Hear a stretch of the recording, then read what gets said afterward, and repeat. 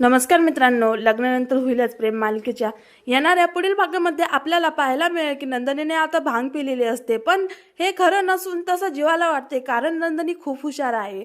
जीवाने दिलेले ताक तिने पिलेच नाही, ती फक्त जीवाची मजा घेत असते. आता स्कूटरवर उलट्या बाजूला बसून ती स्कूटर चालवण्याचं नाटक करते, तर जीवा सुद्धा तिची मजा घेत असतो. तो म्हणतो की चालव, मी तुझ्या मागेच बसलोय. तसं नंदनी म्हणते की आता मी स्कूटर खूप फास्ट चालवणार आहे, त्यामुळे तुम्ही पकडून बसा. जीवा म्हणतो की अगं तू स्कूटर नाही, एरोप्लेन चालवते.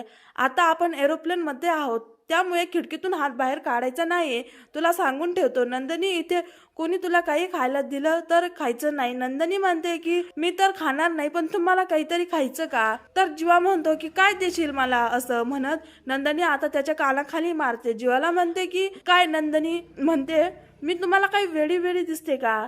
तुम्ही मला वेड्यात काढताय. अहो नंदनी, मोहिते आहे मी तुमचे सगळे प्लॅन ओळखते.